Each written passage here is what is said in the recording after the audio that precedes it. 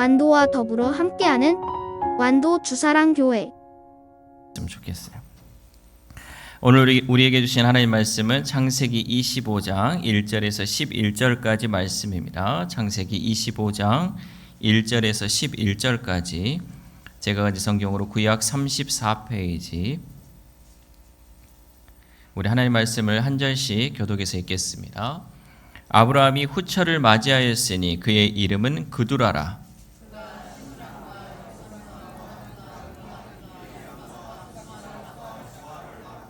욕사는 스바와 드단을 낳았으며 드단의 자손은 아수르 족속과 르두시 족속과 루미 족속이며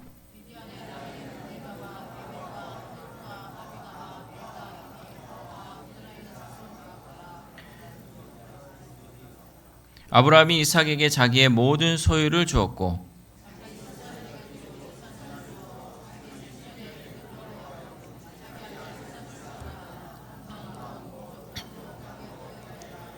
아브라함의 향년이 175세라.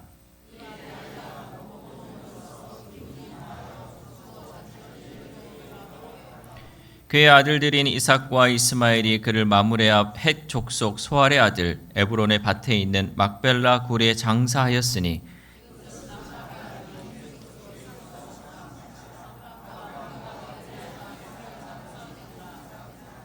같이 읽겠습니다. 아브라함이 죽은 후에 하나님이 그의 아들 이삭에게 복을 주셨고 이삭은 브엘라 헤로이 근처에 거주하였더라. 아멘. 할렐루야. 우리 옆에 구역 식구들과 인사하겠습니다. 오늘도 승리하셨습니다. 네, 감기 조심하십시오. 오늘도 말씀으로 승리하십시오. 어떤 한 분이 시어머니가 너무너무 무섭고 두려운 그 며느리가 한 명 있었어요. 그래서 이 시자만 들어도 무조건 싫어하는 사람이 있었죠. 오죽하면 시금치라는 말만 들어도 그냥 경기를 일으킬 정도로 시어머니를 너무너무 두려워하는 며느리가 있었습니다. 근데 이 시어머니는 며느리가 자기를 두려워한다는 걸 알고 더 무섭게 이 며느리에게 호통을 치고 또 야단을 쳤다는 거죠. 그러던 어느 날 며느리가 교회에 다니게 되면서 이제 찬양을 흥얼거리기 시작을 했습니다. 그날도 며느리는 집안일을 하면서 찬양을 흥얼거렸습니다.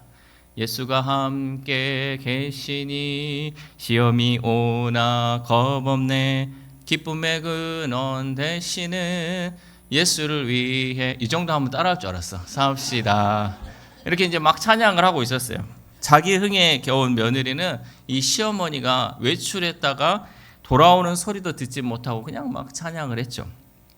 시어머니는 그런 며느리를 보고 깜짝 놀랐어. 왜냐면요, 시어머니 발자국 소리만 들어도 며느리가 벌벌 떨었기 때문이에요. 근데 시어머니가 왔는데도 계속 찬양을 흥얼거린 거죠. 더구나 며느리 입에서 나오는 가사가 너무나 충격이었어요. 예수가 함께 계시니 시험이 오나 겁없네. 시어머니가 와도 겁이 없다는 거죠. 와, 이 가사에 이제 충격을 받은 거예요. 예수가 함께 계시니 시험이 오나 겁없네. 그래서 이제 이 시어머니는 며느리가 담대해졌다고 생각을 해서 더 이상 이 며느리를 괴롭히지 않았다라는 이야기예요.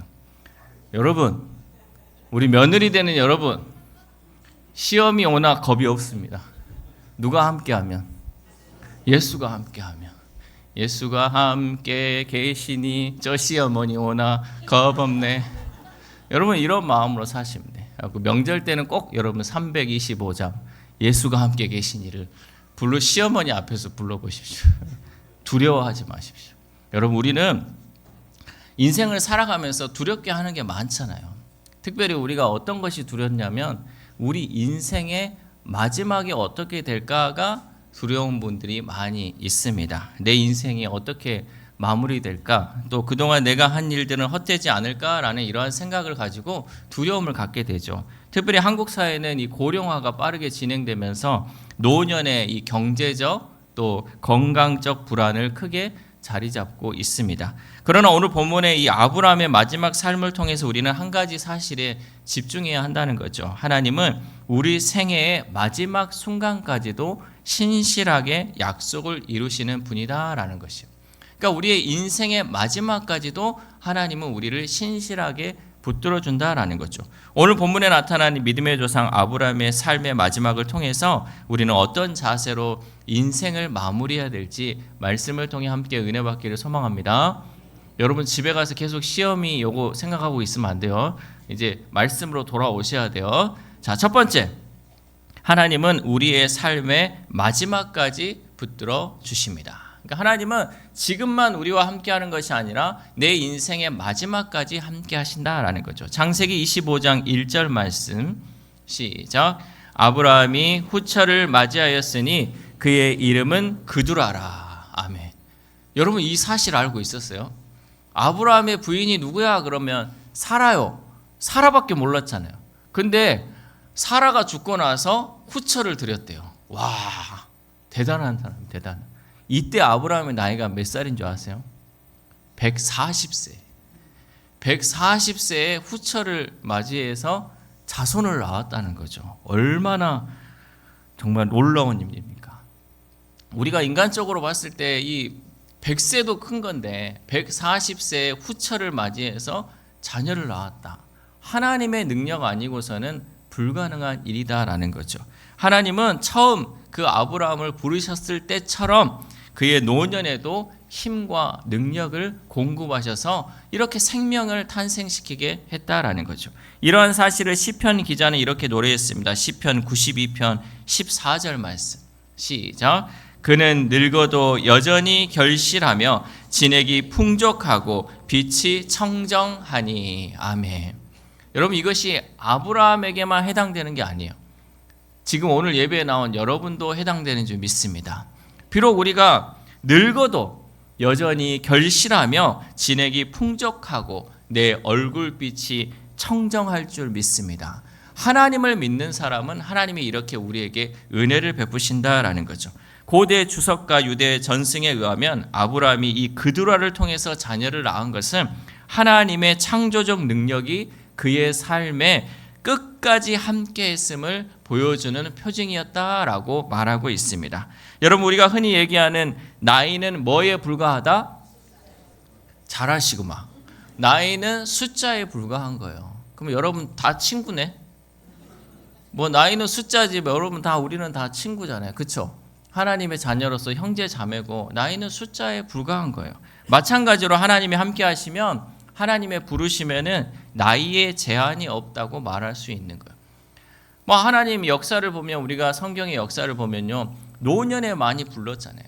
뭐 100세가 됐든 75세가 됐든 하나님은 그 나이를 보지 않고 하나님의 부르심의 때에 부르셔서 하나님의 일을 감당하게 하신다는 거죠. 특별히 나이 먹고 우리가 예수 믿는 분들이 그런 말을 많이 하잖아요. 아이고 내가 조금만 일찍 예수 믿었으면 좋았을 건데. 아니요. 조금만 일찍 있었으면 여러분은 더 세상으로 갔을 거예요. 하나님은 그때 하나님을 부르셔서 하나님을 믿게 하신 것이고 정말 예수 그리스도를 통해서 그 가정에 또한 하나님의 은혜를 주시기 위해서 우리를 불러주셨다라는 것이죠. 은퇴했다고 사명이 끝난 것이 아닙니다. 건강이 약해져도 기도와 전도는 우리가 끝까지 감당할 수 있는 사명인 줄 믿습니다.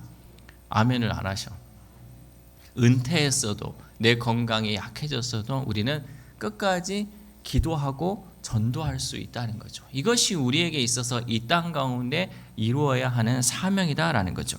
그런데 지금 나는 나이와 환경을 핑계로 하나님의 능력을 제한하고 있지 않습니까? 여러분 하나님은요 우리를 절대 능력을 제한시키지 않아요. 하나님은 능력이 많으셔서요 지금도 하나님의 역사를 나를 통해서 이루고 싶어 하는데 내가 핑계를 대고 내가 나이를 먹어가지고 하나님 내가 환경이 이래가지고 내가 못하겠어요. 하나님은 할 수 있는데 내가 하나님의 능력을 제한하고 있지는 않은지 여러분 내 삶을 돌아보십시오. 내가 건강이 다하는 순간까지 내 생이 다하는 순간까지 하나님은 그 일을 감당하기 위해서 우리를 부르셨는데 우리가 먼저 하나님의 능력을 제한하고 있지는 않는지 여러분 우리의 삶을 돌아봐야 한다는 거죠. 하나님께서는 우리의 노년을 낭비하고 사는 것을 원하지 않으십니다. 하나님 우리가 이 노년을 낭비하고 사는 것을 원하지 않아요. 하나님은 지금 이때에도 하나님의 일을 감당하기를 원하신다라는 거죠. 하나님과 함께 믿음으로 살아온 세월은 후에 우리의 삶의 열매로 맺혀질 줄 믿습니다. 여러분, 우리가 하나님의 일을 하면 할수록요, 열매가 맺혀진다는 거죠. 그 열매를 위해서 우리는 계속해서 힘써 기도하고 전도하고 하나님 맡겨주신 그 일들을 감당해야 할 줄 믿습니다. 그럼 우리는 끝까지 하나님을 신뢰하며 하나님의 신실하심을 믿으며 하나님의 일에 동참할 수 있기를 소망합니다. 두 번째, 하나님은 약속을 정확하게 이루십니다. 창세기 25장 5절에서 6절 말씀 시작. 아브라함이 이삭에게 자기의 모든 소유를 주었고 자기 서자들에게도 재산을 주어 자기 생전에 그들로 하여금 자기 아들 이삭을 떠나 동방 곧 동쪽 땅으로 가게 하였더라. 아멘. 아브라함이 이제 자녀들이 많아져 버렸어요. 처음에는 이스마엘과 또 이삭밖에 없었는데 후처를 통해서 이 자식들이 많아지다 보니까, 여러분, 자식들이 많으면 어떻게 돼요? 싸움이 일어나는 거예요. 재산을 가지고. 아브라함이 재산이 많다 보니까 싸움이 일어나죠. 그래서 아브라함이 이 선을 정확하게 그었다는 거죠. 모든 소유를 이삭에게 주면서 다른 서자들도 재산을 주면서 저기 떠나라고, 이삭을 떠나라라고 이렇게 말했다라는 거죠. 아브라함은 언약의 계승자가 누구인지를 명확하게 제시하였습니다. 고대 근동사에서는 장자가 상속을 받는 것이 관습이었지만 성경은 하나님의 선택과 약속이 관습보다 우선임을 우리에게 보여주고 있습니다. 아브라함 당시의 관습으로 보면 누가 장자예요? 이스마엘이 먼저 낳았잖아. 이스마엘이 놓고 그 다음에 이삭을 낳았잖아요. 그러면 장자는 이스마엘이었어요. 그러나 약속의 아들은 이삭이었어요. 그렇기 때문에 이 아브라함은 당시 관습대로 장자에게 한 것이 아니라 약속의 아들인 이삭에게 그 모든 것을 줌을 통해서 하나님의 약속이 계속해서 계승되어짐을 우리에게 보여주고 있다는 거죠. 오늘 살아가는 우리도 마찬가지입니다. 남들이 다 하는 세상적 기준이 아니라 하나님의 약속을 따라 우리는 믿음으로 살아야 한다는 거죠. 기준을 잘 정해야 한다는 거죠. 저희가 창세기를 계속 보면서 하는 건 뭐냐면 하나님을 향한 그 약속, 그 믿음을 우리가 잘 지켜나가야 한다는 거죠. 여러분, 한 귀로 듣고 한 귀로 흘려버리고 때 세상 가면 또 세상 기준대로 살아가는 것이 아니라 그 기준을 여러분 정확하고 명확하게 우리가 말씀을 통해서 선정해야 한다는 거죠.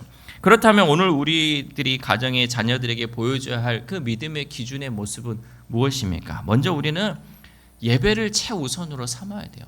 특별히 주일 예배에 있어서만큼은 우리가 절대로 양보하지 않아야 한다는 거죠. 이 세상에서 아무리 급하고 어려운 일이 있다 할지라도 주일 예배를 최우선으로 삼을 때 그 모습을 우리 자녀들이 보게 된다라는 거죠. 예전에 제가 한 번도 얘기했지만 저희 어머니는 학교 갈 때 항상 아프면 이렇게 했죠. 학교 가서 죽어. 학교 가서 죽는 게 학생의 신분이라는 거예요. 학생은요, 집에서 죽는 게 아니고 아파도 학교에서 죽는 거야. 그럼 믿음의 사람은 뭐예요? 죽어도 교회 가서 죽으라는 거예요. 제가 바라는 게 있다면 어떤 분이 그랬어요. 난 설교하다 죽고 싶다라고 하신 목사님도 있어요. 내가 있어야 할 자리, 내가 정말 하나님의 자녀로서 내 사명대로 최선을 다해 살아가는 것. 여러분, 이것이 바로 우리 믿음의 사람으로서 본이 되는 모습이 되어야 한다는 거죠. 아무리 급한 일이 있고 아무리 중요한 일이 있다 할지라도 주일 예배드리는 그 모습을 통해서 우리 자녀들이 그것을 보게 된다라는 거죠. 그리고 말씀과 기도로 하루를 여는 습관이 그 모든 것을 뒷받침해 줘야 한다는 거죠. 여러분, 우리 자녀를 키우면서 귀에 못이 박히도록 듣는 말이 무엇이냐면요, 말보다는 무엇이 돼야 된다? 행동이 있어야 된다. 100번 말하면 무엇합니까? 내가 안 하면서. 내가 해야지 그 자녀들이 보고 따라 한다는 거죠. 부모의 신앙적 결단을 자녀가 직접 보고 그것을 따라 살아갈 수 있는 삶이 신앙에 있어서는 가장 중요하다라는 거죠. 특별히 우리 자녀들이 우리가 하는 말이 아니라 우리가 어떻게 살아가는지를 보고 그 믿음을 이어간다라는 것이죠. 디모데의 믿음은 외조모 로이스와 어머니 유니게에서 전수되었습니다. 디모데 후서 1장 5절 말씀 시작. 이는 내 속에 거짓이 없는 믿음이 있음을 생각함이라. 이 믿음은 먼저 내 외조모 로이스와 내 어머니 유니게 속에 있더니 내 속에도 있는 줄을 확신하노라. 아멘. 로이스와 유니게의 그 신앙이 후대에 디모데라는 신실한 일꾼으로 열매를 맺어서 바울이 인정하는 영적 지도자 디모데를 세운 줄 믿습니다. 디모데가 디모데 될 수 있었던 것은요, 그의 어머니와 외조모의 신앙이 있었기 때문에 그것을 본받아서 이 디모데가 믿음이 계속해서 자라나서 훗날 하나님의 일꾼으로 쓰임받을 수 있었다라는 거죠. 그냥은 없습니다, 여러분. 갑자기 개천에서 용나는 것은 없어요. 뭔가 있어야겠죠. 뭔가 노력이 있어야 되고 삶의 모습들이, 습관들이 다져져야지 후대에 귀한 열매가 나타난다는 거죠. 여러분, 믿음의 유산은 세대가 지나도 남게 됩니다. 그러므로 우리는 우리의 자녀들에게 좋은 신앙의 유산, 믿음의 유산을 물려주므로 하나님의 약속이 이어질 수 있도록 힘쓰기를 소망합니다. 마지막으로 세 번째, 하나님의 약속은 우리가 떠난 후에도 계속된다라는 사실입니다. 창세기 25장 7절에서 8절 말씀 시작. 아브라함의 향년이 175세라. 그의 나이가 높고 늙어서 기운이 다하여 죽어 자기 열조에게로 돌아가매. 아멘. 아브라함이 몇 세까지 살았어요? 175세까지 살았어요. 아브라함이 몇 세에 부름 받았습니까? 75세에 부름 받아서 100년 동안 하나님이 그의 인생을 이끌면서 하나님의 사람으로, 믿음의 사람으로 세워갔습니다. 그러면서 이제 그가 기운이 다하고 열조에게 돌아갔다라고 기록되었습니다. 이는 성경적 표현으로 가장 평안하고 복된 죽음을 의미합니다. 그러니까 아브라함이 믿음으로 살면서 마지막 때 하나님이 평안하게 죽을 수 있고 또 복된 죽음을 맞이할 수 있도록 이 아브라함을 이끌어줬다라는 거죠. 그리고 창세기 25장 11절 말씀 함께 읽겠습니다. 시작. 아브라함이 죽은 후에 하나님이 그의 아들 이삭에게 복을 주셨고 이삭은 브엘라 헤로이 근처에 거주하였더라. 아멘. 아브라함이 죽었다고 해서 하나님의 역사가 끝난 것이 아니라 아브라함의 믿음은 후손에게 하나님의 복을 계속 흘려보냈다라는 사실이죠. 그러니까 이 이삭이 언제부터 복을 받게 됐냐? 아브라함이 죽은 이후로 그 아브라함의 복이 이삭에게 이어졌다라는 거죠. 아브라함은 자신의 생애에서 온전한 큰 민족을 보지는 못했어요. 그렇잖아요. 이 아브라함이 본 것은요, 이삭 또 이스마엘 또 자기 후처에 낳은 그 자손들밖에 못 봤어요.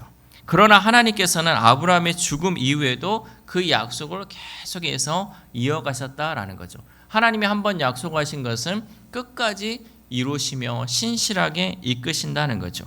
우리는 이 땅에서 죽어도 그 믿음은 살아 역사하는 줄 믿습니다. 사람은 죽어서 무엇을 남겨요? 이름을 남기잖아요. 신앙인은 죽어도요, 믿음을 남기는 거예요. 우리 어머니가 이런 믿음이었어. 우리 할머니가 이런 믿음이었어. 우리 아버지가 이런 믿음이었어요. 여러분, 믿음은요, 죽어도 계속해서 남겨지고요, 사람들 속에 기억되는 거예요. 여러분, 어떤 믿음을 남겨주고 싶습니까? 우리 엄마요, 뭐 대충 살다가 갔죠. 맨날 주일은 그냥 뭐 놀러 가시고. 이런 믿음으로 우리 자녀들이 기억할 것인가? 우리 엄마요, 우리 엄마 늘 기도하신 분이죠. 늘 깨어 기도하시고 새벽마다 울부짖으면서 우리를 위해 기도하셨던 분이 우리 어머니입니다.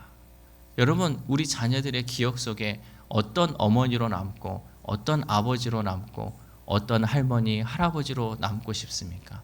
아직 늦지 않았어요.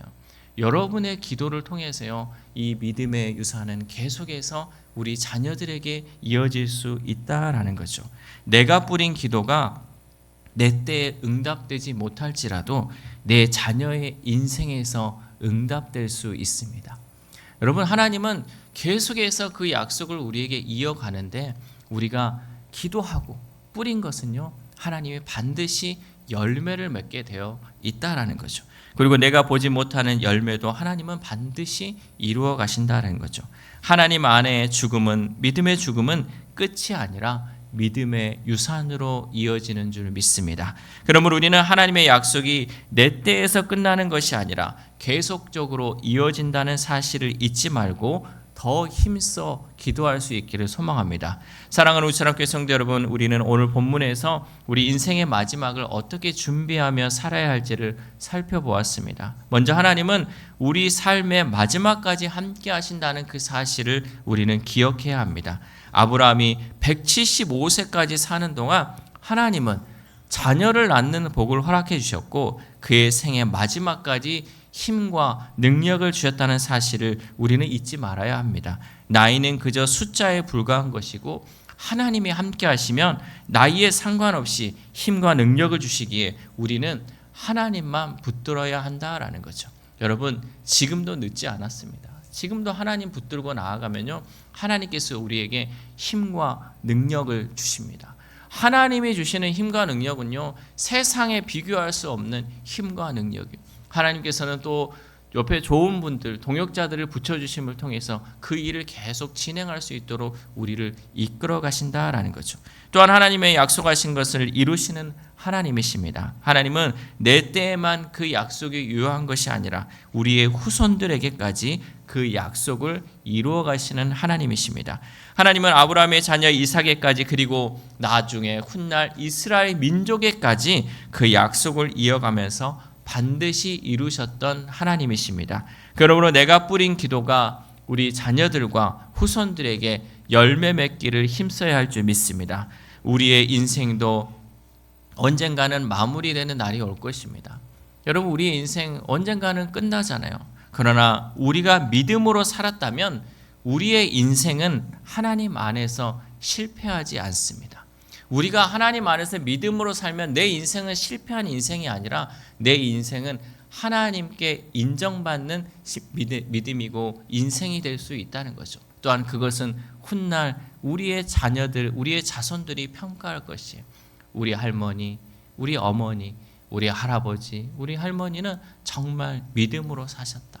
정말 그 믿음이 있었기에 오늘날에 내가 있었다라고 고백할 수 있다라는 거죠. 그러므로 우리는 날마다 이러한 기도를 드렸으면 좋겠습니다. 하나님, 하나님이 붙든 손을 놓지 말고 끝까지 나를 붙들어 주옵소서.